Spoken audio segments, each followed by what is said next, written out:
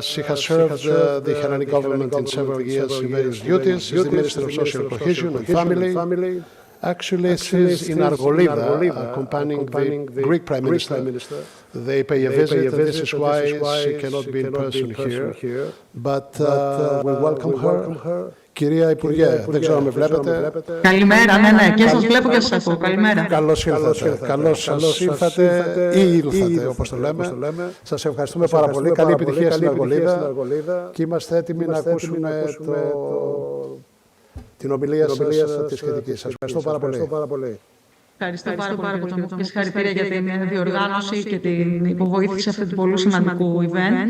Και βέβαια θερμά συγχαρητήρια πηγαίνουν και στον ΟΣΑ σε αυτή την εξαιρετική πρωτοβουλία την οποία είχε ο Έλληνας Πρωθυπουργός και μετουσιώθηκε σε ένα διεθνές κέντρο το οποίο θα αναφέρεται στη δυναμική του πληθυσμού με αποφάσεις οι οποίες θα λαμβάνονται πάντα πάνω σε δεδομένα. Να συγχαρώ και το Δήμο Χανίων και βέβαια και όσους συνέβαλαν έτσι ώστε να μπορεί σήμερα να γίνει αυτό το σημαντικό ξεκίνημα που είμαι σίγουρη ότι θα γίνει και θεσμός. Ο κύριος Άρης Αλεξόπουλος, πρώτος επικεφαλής αυτού του Διεθνούς Γραφείου, βρίσκεται εκεί και έκανε μια σημαντική εκκίνηση. Ενώ ο κύριος Παγουλάτος, με τον οποίο έχουμε έτσι τη χαρά και την περηφάνεια να συνεργαζόμαστε, ο ίδιος ο εκπρόσωπός μας στα θέματα του ΟΣΑ, νομίζω ότι έβαλε το πλαίσιο πάρα πολύ ουσιοδών παρεμβάσεων που ήδη γίνονται, με την Ελλάδα να παίζει ένα σημαντικό ρόλο, θα έλεγα, και με την παρουσία των υπουργών μας σε εξελίξεις συζητήσεις, υπουργών που αργότερα από ό,τι καταλαβαίνω θα είναι και εκεί. Allow me to switch to English, as I've been asked to speak in English, and I very gladly do so, in order also to acknowledge the presence of the esteemed guests that are there from abroad, or people that are following this important discussion online.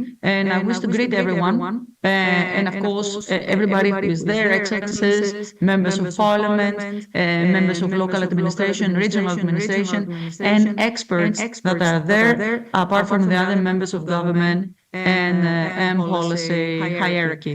So again, appreciation for organizers and co-hosts, and of course Delphi Economic Forum, as we will also be talking about these issues, very important and diverse issues also in the upcoming forum in spring. It is important to begin with praise, and I will never limit myself from saying that. And I'm sure that the Secretary General, who will be following up his speech, he will mention that the thing that there is the first time ever an OECD office that will function as an observatory for people dynamics, for demographic issues based in Greece, but of course referring to many countries and taking best practices alongside acknowledging all the data that is being directed towards people dynamics. It will gather information about different countries' policies and demographics, and communicate them among the nations. It is very important for the Greek government for this data to be recorded, best practices to be exchanged, and making crucial future decisions, having already achieved measurable results. And today's discussions on the transformative impact of demographic shifts and migration are critical as we confront new realities that will shape our future. They have already been mentioned, the challenges that are all around us, and then the new challenges and the newfangled realities that we have to deal with. Of course, it is important that we address a fundamental aspect of the demographic issue, the rise in life expectancy and the management of longevity and active aging. This reality is arguably one of humanity's greatest achievements, but it also presents us with a significant challenge for modern healthcare and social welfare systems. And to tackle all the shifts that we are experiencing, we must first acknowledge the scale of the challenge before us. Both Greece and Europe, and of course other parts of the world, face rapidly aging populations combining with declining birth rates. In 2022, our population decreased by almost 500,000 people, and the demographic structure shows an increase in population over 65 as younger people's demographics shrink. The numbers are revealing. we observe that the population over 65 now stands at 22.3%, surpassing the European average of 19.1% here in Greece.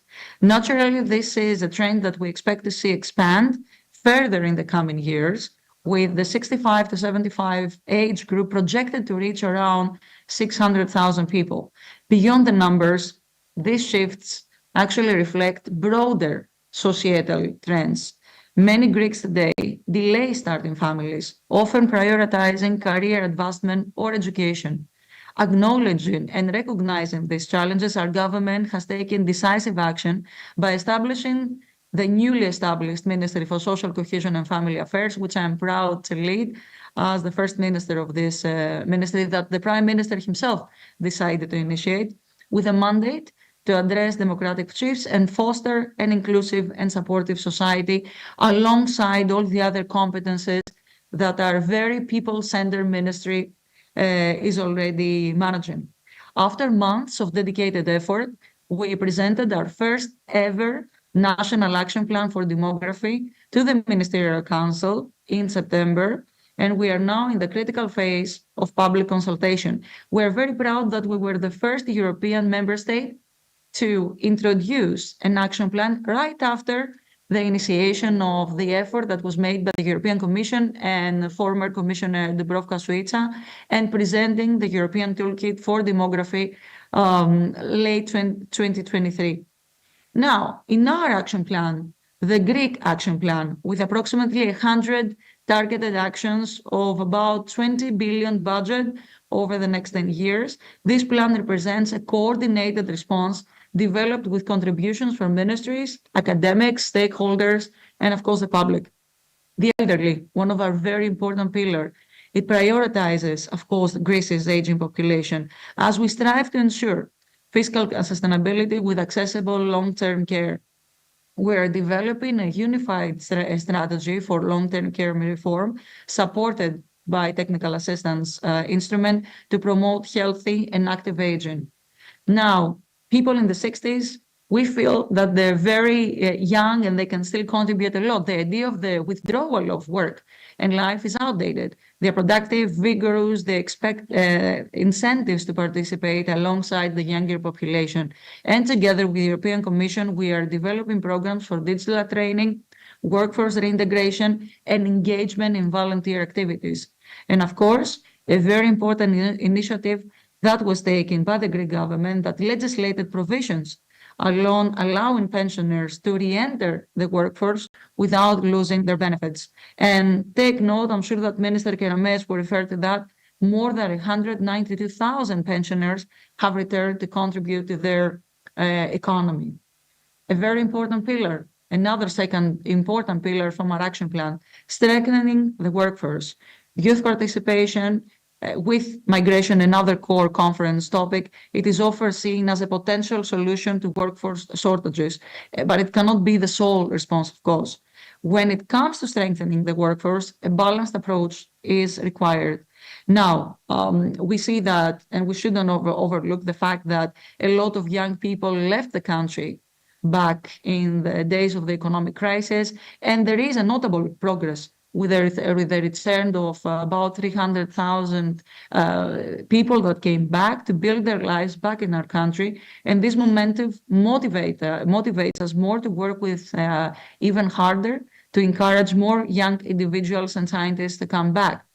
Since 2019, we have created more than 500,000 jobs and achieved a 28.9% increase in youth employment. In our ministry, the Ministry of Social Cohesion and Family Affairs, we have secured a very important TSI with the European Commission to explore the factors delaying economic independence among youth, mapping existing measures, and developing specific proposals for an action plan on demography. We're very happy that the OECD is the one who will be helping us with this TSI on empowering youth in Greece. To further support youth employment, we are reducing barriers through tax incentives, especially for individuals returning to Greece, as I mentioned before. and a very tangible but important example of how to be able to motivate youth. We have introduced a first job credit program. Regional dimension is very important for the action plan for demography. I'm sure that the OECD People Dynamic Center will very much focus on the locality aspect of addressing demographic trends. We cannot strengthen the workforce or introduce this hope and perspective without achieving the regional development. This is what we're doing here today in Argolida as well with the Prime Minister, as we will be visiting a lot of areas and a lot of regions around Greece in order to introduce very targeted measures and try to keep the youth and reinforce their freedom to stay in the places where they were born. We need to provide solutions and incentives for those who wish to stay or return to the places or their birthplaces.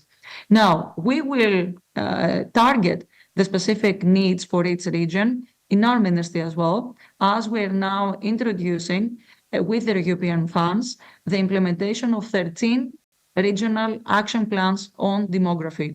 And we will, of course, have specialized programs that also introduce specific housing and social housing ventures that will provide significant assistance using abandoned public properties and using also private properties. All this are very much fall under the general strategy that we have also on housing. Please take note of the numbers, 5 billion euro in the following 2 years that will amount to the whole effort of Greece's national housing strategy, a very important pillar as well when we face the demographic issue. Last but not least, I would like to make mention to what is very important for us, awareness. An important aspect of our action plan on demography. We know that especially younger people lack the information. They need to see their options. They need to see that the state is there to provide the security and provide the perspective that they need in order to start a family, should they wish to, in order to enter a business that is well paid, secure, respecting labor laws, and of course try to make ends meet in a country where it provides opportunities, and opportunities can be everywhere. That's why I very much stress the local aspect of demography. I am certain that in the years to come, and taking in consideration the very important takeaways of today's meeting as well, we will be applying these principles and we will be implementing those measures that we see as best practices from around the world. And I'm sure that the OECD Center in Greece will very much do so. I would like to ascertain you that the Greek Ministry for Social Cohesion and Family Affairs, and of course the whole government, under the direction of Kyriakos Mitsotakis, the Prime Minister, will very much cooperate and is very willing, of course, to implement those important lessons learned about this crucial factor. I again would like to thank the co-organizers, of course, OECD, the forum, and the municipality of Hania, which hosts today's meeting. I'm very sorry that I cannot be there, but we need to target those policies here in Argolida, and it was adamant that I should be here. Thank you again, and good luck with today's proceedings. Madam Minister, we thank you very much. Argolida is a lovely place, but not as beautiful as Crete.